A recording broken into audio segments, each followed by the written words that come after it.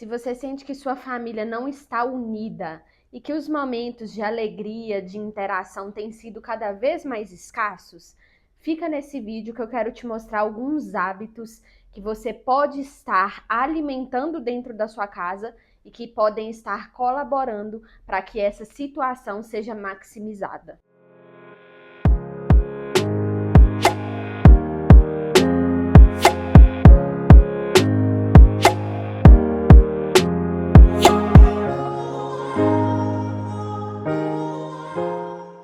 Oi, eu sou a Thaisa Tosati, sou psicoarquiteta. Sejam bem-vindos de volta ao nosso canal. E a conversa do vídeo de hoje é a respeito de alguns hábitos que muitas vezes a gente vai alimentando dentro da nossa casa, podem parecer até mesmo inofensivos, mas que de alguma forma colaboram para que a nossa família vá se distanciando.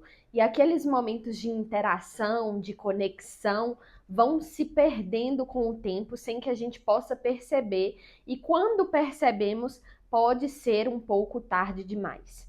E por que eu estou falando sobre isso? Uma parte de ser psicoarquiteta é entender que toda e qualquer intervenção física que você faz na sua casa vai, de alguma forma, impactar o seu comportamento e o comportamento das pessoas que dividem a casa com você. Então, sim, qualquer intervenção que a gente faz, pensando em layout, escolha de móveis, escolha de paleta de cores, tudo isso modifica e pode ser um agente modificador do nosso comportamento dentro de casa.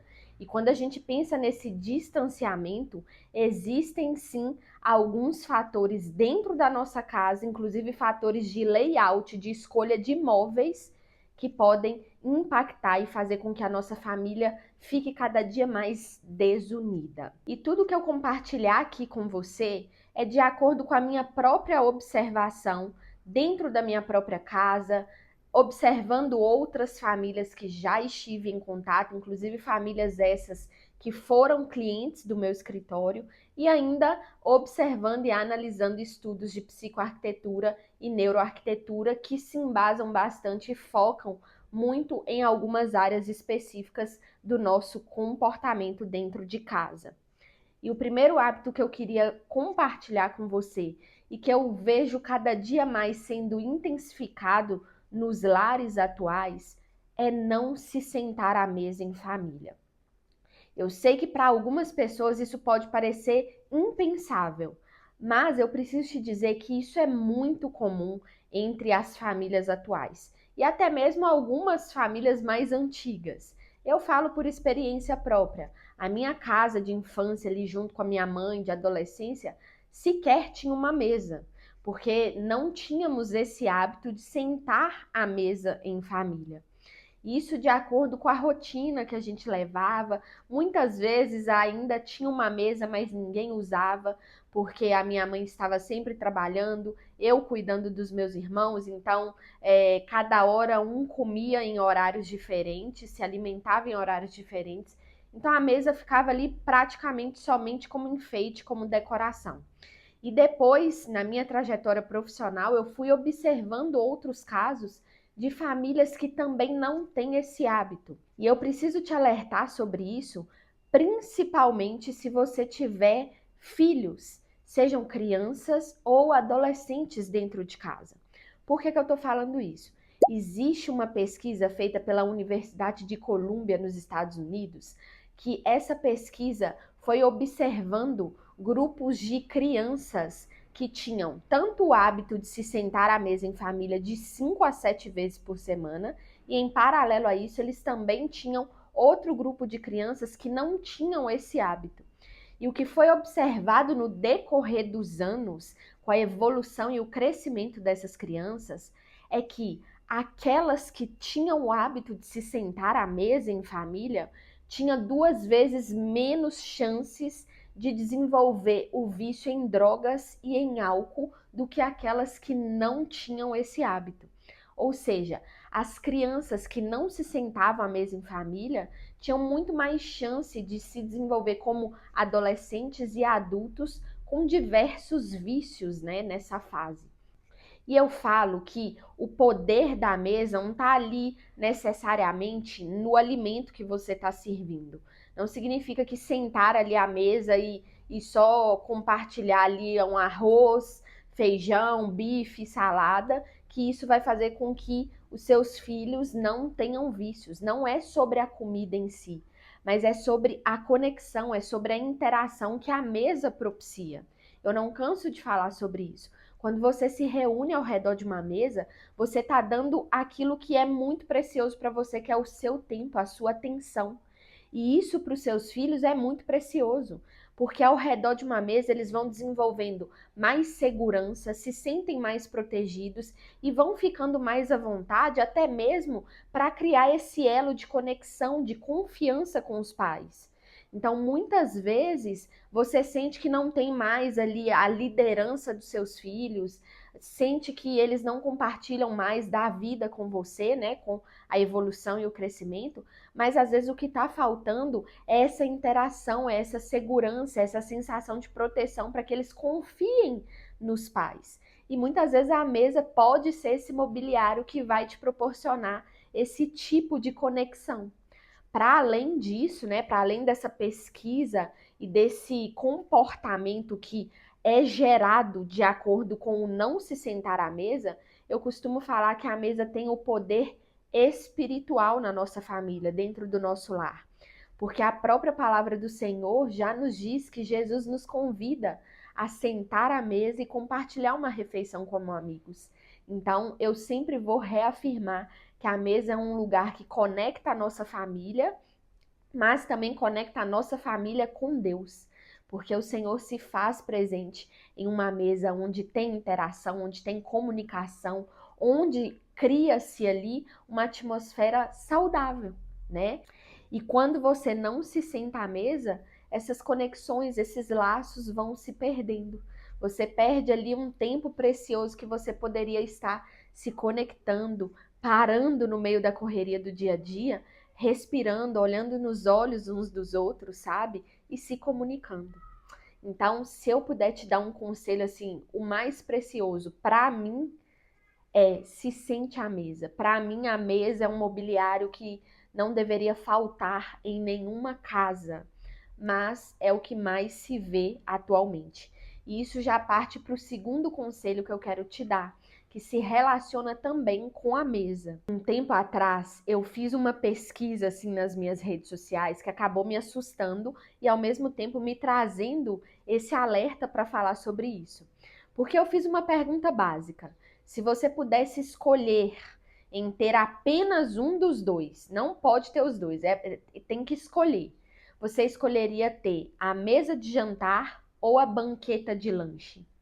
E o que me surpreendeu nessa pesquisa que parecia inofensiva é que basicamente metade das pessoas preferia e escolheria ter a banqueta de lanche no lugar da mesa de jantar. E aí você pode estar pensando, mas o que que tem isso? Toda cozinha, toda casa hoje tem banqueta, conceito aberto, cozinha integrada. Sim, com certeza.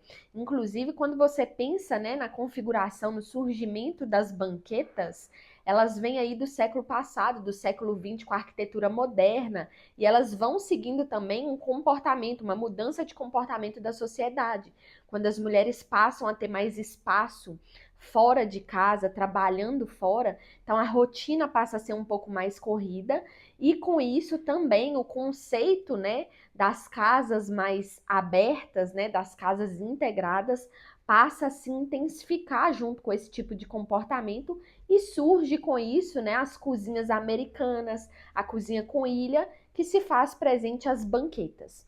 Mas se você parar para pensar até mesmo no design de uma banqueta, você vai perceber que ela apresenta muitas diferenças em relação à cadeira de jantar. A banqueta tem um design mais alto, é um assento muito mais alto do que uma cadeira, ou seja, consequentemente, ela é mais desconfortável. É um layout, um design, na verdade, que foi feito para você passar pouco tempo. É para você sentar ali, lanchar rapidamente e sair. Não é uma cadeira mais confortável, com braços, com encosto, que você fica ali mais tempo conversando. Muitas vezes essas banquetas nem vão ter encosto, às vezes vai ser um encosto baixinho, ou às vezes quando tiver encosto, não vai ser um encosto tão confortável, justamente para que você não fique ali muito tempo. Então, o que muitas vezes está acontecendo hoje em dia é as pessoas escolherem não ter mais sala de jantar ou mesa de jantar para ter ali a banqueta, a cozinha com ilha e banquetas substituindo a mesa de jantar. E o que acontece quando a gente faz isso em relação ao nosso comportamento? Você perde justamente a interação, o conforto da mesa de jantar que a gente já citou anteriormente, e as refeições que vocês fazem em família passa a ser cada dia mais rápida. Além disso, se você parar para pensar no design, né, no layout de uma cozinha que tem a banqueta, geralmente a banqueta está sempre virada ali ou para uma parede ou ainda para uma bancada que vai ter uma cuba, uma pia para lavar a louça. Ou seja, não tem mais aquela interação que a mesa proporciona, de cada um sentar um de frente para o outro, por exemplo, sabe? E com isso você estimula também um outro comportamento, que é cada um se alimentar no horário que quiser. Ninguém tem ali a preocupação de se sentar juntos, como é no caso de uma mesa. A banqueta tá ali para ser bem rápida, sabe? Para ser ali um jogo rápido, você comer o que tem que comer e sair rapidamente, ir para o trabalho, ir para a escola, entende? Então, assim, eu não sou contra as banquetas dentro de casa. Inclusive, já fiz diversos projetos com banquetas. O que eu não acho válido é você substituir a mesa de jantar por uma banqueta, por uma bancada de lanche. Você pode ter os dois, sabe? Você pode querer ter os dois de acordo com a rotina da sua casa. Mas se eu puder te dar um conselho, nunca substitua a mesa por uma bancada. Se você puder ter apenas um só, escolha ter a mesa de jantar, porque isso vai colaborar e muito para a união da sua família. E em paralelo a isso, se você tem só a bancada, só a banqueta, você, de forma inofensiva, sem querer, você está ali colaborando para que a família vá se distanciando. Inclusive, agora eu fiquei curiosa, porque eu falei com você que essa reflexão veio depois de fazer uma pesquisa, né? Então eu queria saber de você, deixa nos comentários. Se você pudesse escolher apenas um, você escolheria ter banquetas de lanche ou uma mesa de jantar? Outra mudança significativa nas casas atuais que tem colaborado para que as famílias fiquem cada dia mais desunidas é colocar TV em cada quarto. Atualmente, a gente vê de forma cada dia mais intensa o anseio que as pessoas têm por ter uma TV dentro do próprio quarto. É claro que apresenta sim alguns benefícios, como por exemplo, ter ali a sua privacidade, ter ali o seu gosto respeitado, você assiste o que você quer na hora que você quer. Porém, em paralelo a isso, você percebe que cada pessoa fica dentro do seu próprio quarto. Ou seja, já não há mais aquela interação, aquela coisa, né, que a gente tinha antigamente, e eu falo antigamente quando eu era criança, de todo mundo se sentar ali na sala num domingo para assistir o programa de televisão do domingo, da tarde de domingo, né? Cada um tinha aí o seu preferido. Mas hoje em dia é raro de você ver isso. Cada um fica dentro do próprio quarto, assistindo uma série, assistindo um stream diferente, um programa diferente. Às vezes se tranca ali dentro do quarto, fica o dia inteiro ali dentro. Ninguém mais conversa, ninguém mais tem esse hábito de se reunir no ambiente que foi feito para isso, que é a sala de TV. Então, muitas vezes a sala de TV nem tem sido habitada. Ou às vezes tem sido substituída, deixa ali só a sala de estar para receber as pessoas quando precisar receber. Ou ainda às vezes tem uma cozinha, né, uma área gourmet que tem a televisão, mas muitas vezes você só usa aquilo quando você recebe as pessoas, só usa aquele ambiente no final de semana. E no dia de semana? E na rotina do dia a dia? A família não se comunica mais, ninguém mais sabe o que acontece na vida do outro. E eu não estou falando aqui de curiosidade, de fofoca, nada disso. Eu falo de interação, de comunicação, de contar como foi o dia, sabe? E eu nem quero me ater aqui aos malefícios que a televisão pode causar em níveis emocionais, em níveis do nosso organismo e até mesmo prejudicar a nossa rotina de sono. Nem é sobre isso, mas eu falo sobre o comportamento que isso causa, sabe? De cada um ali se privar dentro do próprio quarto e não ter mais aquela interação, aquela situação de se reunir, de se conectar. Inclusive, me conta aqui se você já tinha parado para pensar sobre isso, sobre essa TV, esse comportamento que a TV dentro do quarto estimula. E lógico, eu não estou dizendo aqui que você não possa ter TV no seu quarto. Apesar de ser contra e na minha casa não ter, eu respeito quem tem, principalmente pensando naquela coisa de, às vezes, estar ali é mais confortável deitar na cama, né, do que propriamente numa poltrona ou num sofá. Ok, mas desde que isso não tire a comunicação e a interação em família. E tá tudo bem também se você é uma pessoa que mora sozinha e tem a TV no quarto. Ok. Eu tô falando aqui de família com mais de um membro, sabe? Outra coisa que tem sido cada vez mais comum e que parece muito inofensivo é a gente ter aquele hábito de comprar comida pronta em diversos dias da semana. O que é a comida pronta? Essas comidas de fast food ou ainda comida congelada que você compra no mercado e só joga no micro-ondas. Mas aí você deve estar pensando, Thaisa, o que é que isso tem a ver com a minha família desunida? Bom, quando a gente compra esse tipo de comida, geralmente a gente perde ali o hábito de usar a cozinha. Muitas vezes você compra uma comida congelada que com 5 minutos está pronta no micro-ondas. Você deixa ali no micro-ondas, vai fazer outras coisas, depois só pega, come ali dentro do quarto, come na banqueta e vai dormir ou vai fazer alguma outra coisa. Eu entendo que muitas vezes, de acordo com a rotina que a gente leva, um dia ou outro isso vai se fazer necessário. Eu não sou completamente contra. Porém, eu acredito que cada dia mais isso tem se intensificado e tem passado a ser um hábito, ao invés de ser uma exceção. Ao invés de ser ali, sei lá, uma vez na semana, a gente tem um dia ali da pizza, ou tem um dia ali de comprar um alimento específico, fazer a noite do cinema, alguma coisa assim, sabe? Cada dia mais isso tem virado um hábito, uma rotina de ser todos os dias praticamente. E quando você para de utilizar a sua cozinha, você perde a união da sua família. Por quê? Porque a cozinha é um ambiente dentro da nossa casa que por muitos anos, muitas décadas, séculos, foi símbolo ali de união, de compartilhamento. Era na cozinha que a família se reunia ali, seja para fazer o almoço do domingo, o jantar ou qualquer outra refeição. Todo mundo se reunia, né, em volta ali da cozinha, numa mesa grande que tinha na cozinha. E ali, durante o preparo da refeição, todo mundo conversava, ria, enfim. Além desse simbolismo, a cozinha também vai simbolizar transformação. Transformação não só do alimento, que você pega ali e transforma em uma outra coisa, mas também transformação do astral das pessoas.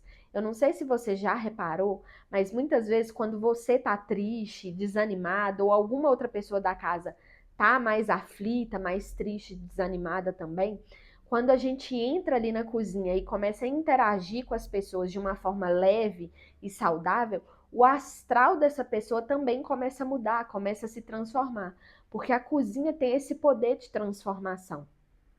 E essa interação acaba impactando o nosso emocional. Então é por isso que muitas vezes a gente está ali triste, muitas vezes a gente está ali aflita e a cozinha consegue transformar. Tem muitas pessoas que inclusive têm o hábito de quando tá ali, né, mais aflita, mais triste, de ir cozinhar, porque se sentem melhores cozinhando. Então, quando você compra uma comida pronta ou ainda traz uma comida congelada, você acaba perdendo, né, essa interação. Em paralelo a isso, um outro hábito que vem cada vez mais se esvaindo pelos nossos dedos é essa reunião em um dia da semana, que geralmente acontece num domingo, né? Eu consigo ver isso até como algo afetivo. Eu lembro sempre da casa da minha bisavó, que a gente ia todo domingo na casa da bisa para o almoço e todo mundo se reunia ali, eu criança brincando, né? Então a gente acabou perdendo isso com o tempo, né? Muitas famílias já não fazem mais isso. Muitas famílias hoje vão para restaurante e não tem problema nenhum em ir para restaurante. A gente está tendo essa conversa aqui só para que você fique mais em alerta aos tipos de comportamento, né, que a nossa casa está nos influenciando. E não só a nossa casa, mas até mesmo a nossa rotina. Essa correria que a gente vive hoje, todo mundo pensando o tempo todo só em trabalho, e a gente está perdendo a verdadeira essência do que realmente importa, do que deve ser prioridade na nossa vida, que é, antes de mais nada, a nossa família, o nosso bem-estar. Porque trabalho vem e vai, eu sempre falo isso. Mas o que fica, ou o que deveria ficar, são os laços que a gente vai construindo ao longo da vida. É a família que está ali nos apoiando, é os filhos que a gente precisa educar, que a gente precisa dar exemplo. E esse tipo de hábito, se você para pensar, está influenciando seus filhos, as crianças pequenas. Eu falo por experiência própria. Por eu não ter tido ali, por exemplo, o hábito de me sentar à mesa em família quando criança, e aqui eu espero que você não fique confusa, porque eu tô falando de ir na casa da bisa e tudo mais, mas no dia a dia, né, de segunda a sábado ali na minha casa com a minha mãe, não existia esse hábito de sentar à mesa. Eu vivia isso aos domingos, sabe? Então, isso acabou me impactando muito. Quando eu me casei, para você ter ideia, eu não tinha a necessidade de ter uma mesa. Minha casa, por muitos anos, ficou sem mesa. Porque eu não tinha esse hábito. Eu não via necessidade de ter uma mesa, porque eu não estava acostumada a fazer isso. Para mim, almoçar e jantar era em cima do sofá, em cima da cama, em qualquer lugar. Menos numa mesa. Então, eu não sentia necessidade de ter. Até Deus ir realmente me revelando, me mostrando, sabe? E a partir do momento que eu adquiri uma mesa para minha casa, eu pude perceber, assim, o impacto que teve, sabe? Meu marido e eu ficamos muito mais unidos, muito mais próximos um do outro. De, às vezes, sentar aqui na hora do almoço e ele falar sobre o trabalho dele, coisa que não acontecia antes. E é isso que eu quero passar para os nossos filhos em diante, sabe? Eu não quero que eles sejam impactados de forma negativa e comecem, né, na própria casa, a desenvolver hábitos que sejam ruins, que atrapalhem a construção da família deles. Eu quero também ser esse exemplo positivo e eu te estimulo a ser e a repensar nos hábitos que você tem dentro da sua casa, porque eles estão impactando não só a sua vida, mas as famílias do amanhã. Porque todo mundo que está à sua volta, de alguma forma, está sendo impactado e vai levar esse hábito, seja positivo ou negativo, ao longo da vida. Então, eu quis trazer essas pequenas ações, essas pequenas modificações que foram ocorrendo na casa, na evolução das casas, né, atualmente, e que muitas pessoas não falam, não pensam sobre isso, não debatem sobre isso, seja por qualquer motivo que for, mas eu senti no coração de vir ter essa conversa com você, porque chegou um tempo, sabe, que a gente precisa se posicionar, a gente precisa realmente mudar certos hábitos que não estão legais, para que a gente cada dia mais consiga recuperar aquele sentimento de que família é algo sim bom, que família é um projeto de Deus, que família e casamento e maternidade são coisas que realmente são preciosas e que deveriam ser tratadas com mais zelo, com mais cuidado, quando a gente pensa no todo, né? Quando a gente pensa ali dentro do nosso lar. E aí eu quero saber de você agora, você já tinha parado para pensar sobre esses hábitos? Ainda não tinha? Algum deles te surpreendeu? Te fez refletir um pouco mais? Me conta aqui a sua experiência nos comentários, estou curiosa para saber. E já que a gente teve esse tipo de conversa, já quero deixar essas outras duas sugestões de vídeo que eu tenho certeza que também podem te ajudar. Beijo!